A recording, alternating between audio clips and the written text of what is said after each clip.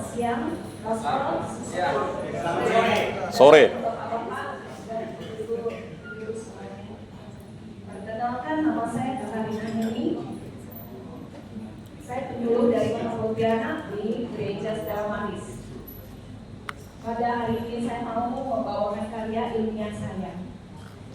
Temanya adalah tantangan perkembangan iman umat Katolik dan peran penyuluh dalam meningkatkan keaktifan umat dalam gereja dan masyarakat. Iman Katolik dari banyak bangsa sekarang ini sedang ditantang oleh penyebaran gerakan-gerakan agama baru. Beberapa di antaranya mengarahkan ke fundamentalisme, sementara yang lainnya nampaknya mengusung spiritualitas tanpa Allah. Hal ini di satu pihak merupakan reaksi manusiawi terhadap masyarakat yang materialistis, konsumeris, dan individualis. Tetapi ini juga menjadi sarana mengeksploitasi kelemahan-kelemahan orang-orang yang hidup miskin dan di pinggiran masyarakat. Orang-orang yang memenuhi kebutuhan di tengah-tengah penderitaan besar manusia dan mencari solusi langsung atas kebutuhan mereka. Gerakan-gerakan keagamaan ini bukan tanpa kelihayan tertentu, datang untuk mengisi dalam budaya yang sangat individualistis.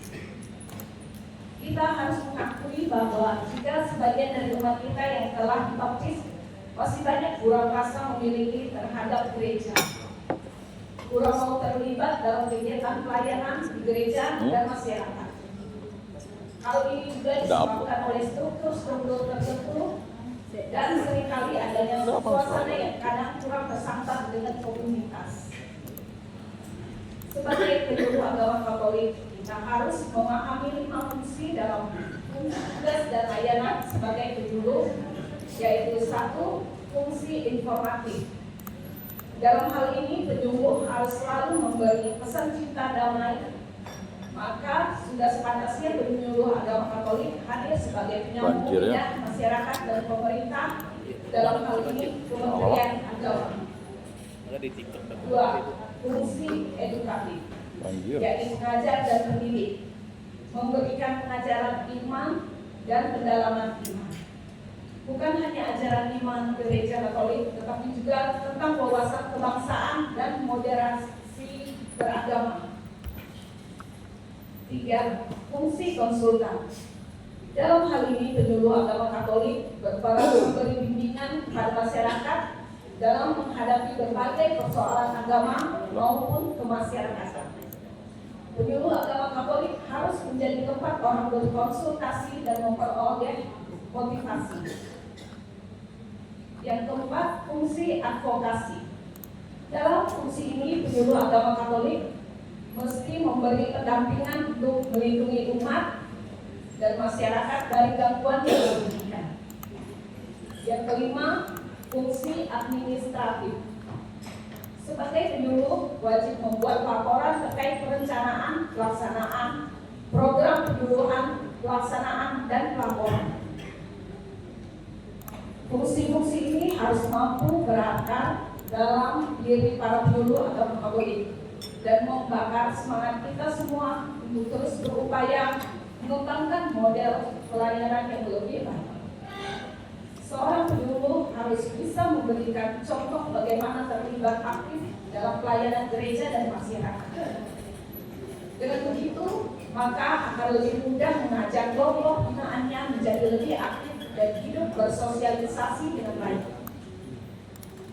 Saat ini ada banyak media yang bisa dipakai oleh seorang penyuluh dalam memberikan penyuluhan, di antaranya melalui media sosial. Bisa dalam bentuk rekaman audio, video, dan hanya sekedar tulisan.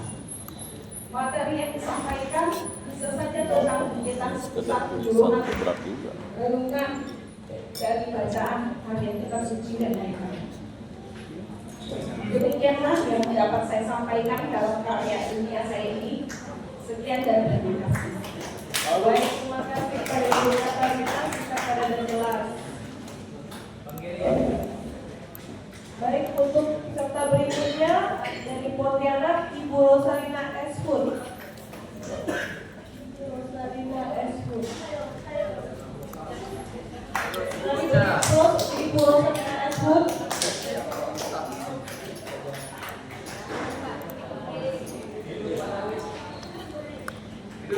Baik,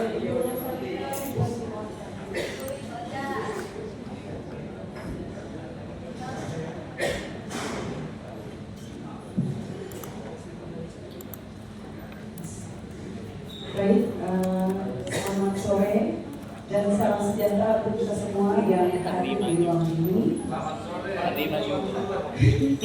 Tidak kebetulan bagi kita ya, apalagi dalam iman dengan Yesus Kristus.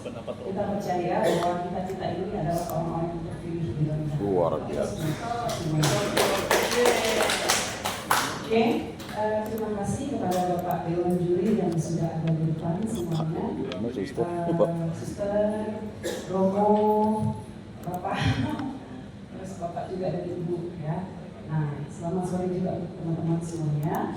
Sebelum saya memulai untuk memaparkan karya ilmu yang sederhana yang saya buat ya, saya perkenalkan dulu diri saya ini siapa.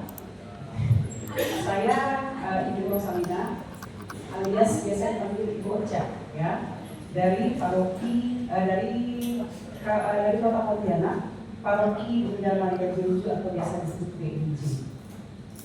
Baik, itu perkenalan singkat dari saya. Dan sebelum mulai saya tuh mau baca ini dulu ya. Mantap.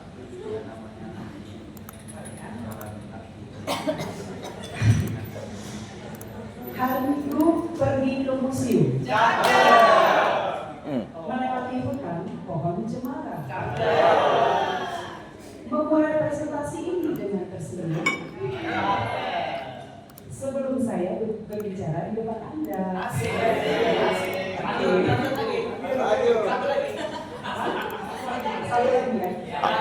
Ikan sepat, ikan belibis. Belibis. Makin cepat, salah. Ada ikan belibis. Ikan sepat, ikan gabus. Makin cepat, makin bagus. Tidak berlele. Sekali lagi Bu. Lanjut ya Bu, mereka menghabiskan waktu Ibu tuh. Nanti waktunya dipotong ya, saja.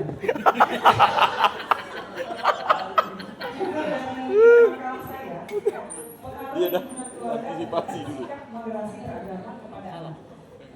Kedua, moderasi beragama adalah cara pandang, sikap dan perilaku beragama yang dianut dan dipraktikkan oleh sebagian besar penduduk Indonesia. Dikatakan sebagian besar karena faktanya tidak semua masyarakat menganut dan mempraktikkan moderasi beragama ini. Beberapa faktor yang dapat mempengaruhi pembentukan sikap moderasi beragama antara lain adalah: pertama, pengalaman pribadi; kedua, pengaruh orang sekitar; ketiga, pengaruh kebudayaan; keempat, media massa; yang kelima, lembaga agama dan lembaga pendidikan; dan yang keenam, faktor emosional. Contoh moderasi beragama diantaranya: yang pertama, saling menghargai hak individu untuk memilih keyakinan dan cara hidupnya masing-masing. Kemudian yang kedua, menghargai perbedaan suku, ras, golongan, dan agama. Yang ketiga, menghargai keyakinan orang lain. Kemudian yang keempat, mengajak kebenaran tanpa memaksa. Artinya kita mengajak orang memilih satu kebenaran, tapi selama orang itu berkenan dan mau, tanpa kita memaksakan apa yang kita yakini. Yang kelima, membangun persaudaraan seagama dan juga antar agama. Lanjut ke latar belakang. Latar belakangnya, ya, bagi bangsa Indonesia, keragaman bisa dikatakan sebagai takdir. Dia tidak diminta, namun dia merupakan pemberian kan? yang sang pencipta. Bukan untuk ditawar-tawar, melainkan untuk diterima. Kok salah terus? Hari ini Berdamai kan? Indonesia yang adalah Di gereja negara dengan senyum lain, keragaman jenis, suku, budaya, bahasa, dan tentu saja agama, ya, yang nyaris tiada tandingnya di dunia. Dan itu adalah anugerah yang harus kita syukuri, karena tidak semua negara seperti negara Indonesia. Isi dalam masyarakat multikultural seperti ini, interaksi sesama manusia tentu saja cukup tinggi intensitasnya, sehingga kemampuan sosial masyarakat dalam berinteraksi perlu dimiliki setiap anggota masyarakat. Untuk itulah perlu ditanamkan sejak dini untuk menanamkan sikap moderasi beragama ini kepada anak. Jika hal itu tidak ditanamkan sejak dini, maka akan berpotensi anak akan intoleran, bahkan bertindak ekstrim terhadap pemeluk agama lain. Hal tersebut tentu tidak kita harapkan karena akan melenyapkan relasi yang baik, bahkan bisa berakibat kehancuran di masa yang akan datang. Maka sangat penting pemahaman tentang moderasi beragama ini ditanamkan sejak awal pada anak. Kesimpulan, keluarga merupakan unit terkecil dari seluruh aspek kehidupan dan bangsa dan bernegara. Sehingga keluarga merupakan lembaga pendidikan yang paling bertanggung jawab terhadap anak-anak. Karena itu orang tua hendaknya selalu memperhatikan dan membimbing anak-anaknya dalam mengenal imannya serta relasinya dengan teman-temannya yang beragama lain dimanapun mereka berada. Sehingga harmonisasi antar umat beragama di negara Indonesia tercinta ini dapat tercipta baik di masa sekarang dan juga masa yang akan datang. Sehingga anak dapat menjadi pewarta Injil yang hidup seperti yang tertulis dalam Injil Matius, tepatnya Matius 22 ayat 39 yang berbunyi, kasihilah sesamamu manusia seperti dirimu sendiri. Demikian yang bisa saya sampaikan. Saya punya pantun ya Bapak Ibu. Aduh. Boleh. Latihan bela diri namanya silat. Latihan silat Namanya?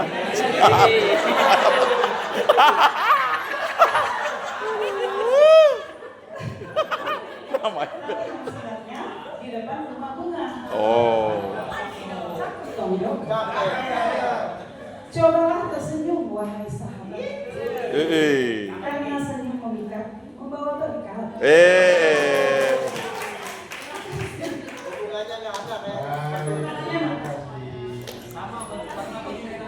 Jangan dipancing Pak Us. Dari Pontianak kita menuju Sanggau. Kata aja.